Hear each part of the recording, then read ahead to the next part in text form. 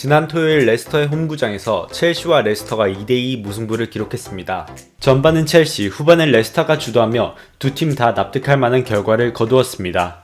그럼 경기를 한번 분석해 보겠습니다. 첼시는 4-2-3-1, 레스터는 4-1-4-1 진영으로 맞붙었습니다.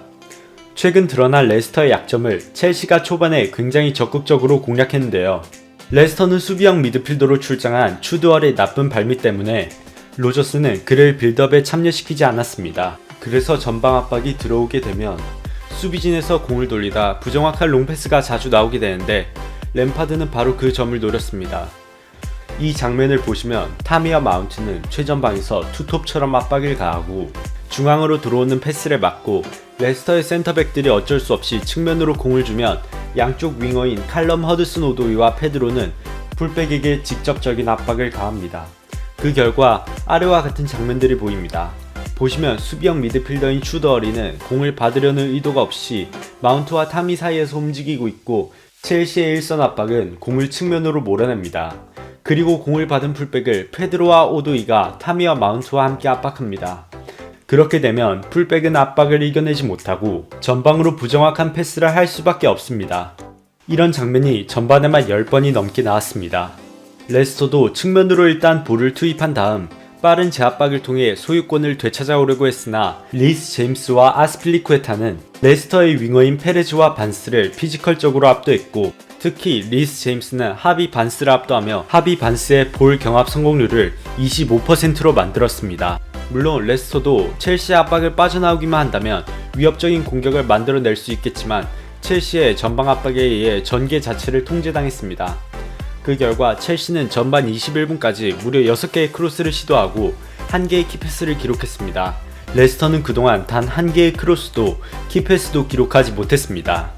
하지만 타미 아브라함은 몰아치는 와중에 빅찬스 미스일과 슈팅 0개 그리고 단 3개의 패스만을 성공시키며 좋지 못한 모습을 보여주었습니다.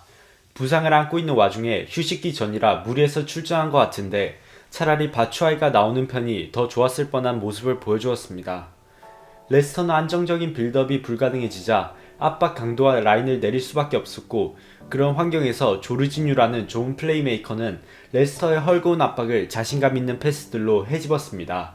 그러나 레스터의 로저스 감독은 문제를 파악했습니다. 후반부터 레스터는 변화를 시작했습니다. 이 장면들에서 볼 수 있듯이 압박 강도를 올리고 폭을 좁혀 첼시의 부정확한 롱패스를 유도하고 소유권을 가져옵니다. 특히 첼시의 빌드업 과정에서 틸레만스가 조르지뉴를 돌아서지 못하게 근거리에서 압박해서 첼시의 볼 배급을 막았습니다. 그리고 볼을 탈취한 이후에는 메잘라 위치에서 고전을 금치 못하던 메디슨을 아예 투볼란치 위치까지 내려버렸습니다. 레스터의 빌드업에 참가하는 선수가 늘어나자 첼시도 전반전에 가져왔던 압박 전술을 후반까지 가져갈 수 없었습니다. 물론 체력 문제로 인한 첼시의 압박 강도가 약해지기도 했고요. 또 압박에 고전하며 22개의 패스만을 기록하던 틸레만스를 후반에는 공미 위치로 올립니다. 그리고 이 변화가 맞아떨어집니다. 강한 압박으로 인해 첼시의 수비진은 걷어내는 식으로 공을 처리할 수밖에 없었고 전반에 비해 내려온 메디슨도 측면 싸움에 큰 역할을 해냈습니다. 그 결과 레스터는 전반 초반에만 6번이나 허용했던 오픈 플레이 크로스를 후반전 단 한 번도 내주지 않았습니다. 특히 전반전 파이널 서드에서만 12개의 패스와 박스 안에서만 4개의 패스를 성공시킨 허드슨 오도이는 후반전 파이널 서드에선 단 3개의 패스만을 기록했고 박스 안에서는 단 하나의 패스도 기록하지 못했습니다. 하지만 위기에 빠진 첼시를 구해낸 사나이가 있었으니 바로 르디거입니다. 르디거는 오늘 후반전 45분 동안 세트피스에서 머리로만 2골을 만들어냈습니다. 기막히게 레스터의 세트피스 수비에 약점을 찾아내며 미스매치 상황을 만들었죠. 레스터 입장에서는 키가 큰 은디디 대신 사이즈가 작은 추더어리가 선발로 나온 것이 아쉬움으로 남았습니다. 램파드는 충분히 레스터의 약점을 잘 노려 준비해왔다고 생각합니다. 하지만 타미 아브라함의 폼이 너무 나빴고 상대방을 압도하고 있을 때 마무리 짓지 못한 것이 아쉬웠습니다. 물론 램파드도 더욱 발전해야 합니다. 그간 레스터가 사우스햄튼, 리버풀, 맨시티를 상대로는 전술 변경 이후에도 이렇다 할 찬스를 만들어내지 못한 것을 생각해보면 첼시 압박 전술이 위의 팀들에 비해 체계화되지 못한 것을 알 수 있습니다. 실제로 한 해외 칼럼에서는 레스터 전 이후 램파드의 어설픈 압박 전술은 무정부 상태와도 같다며 혹평했습니다.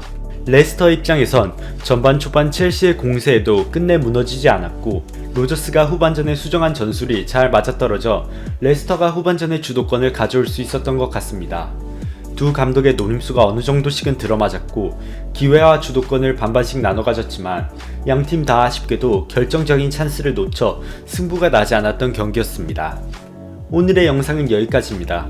즐겁게 보셨다면 구독, 좋아요, 알람 설정을 눌러주세요. 그럼 다음에 더 흥미로운 축구 얘기로 찾아뵙겠습니다. 별거 없는 축구 이야기 별축이었습니다.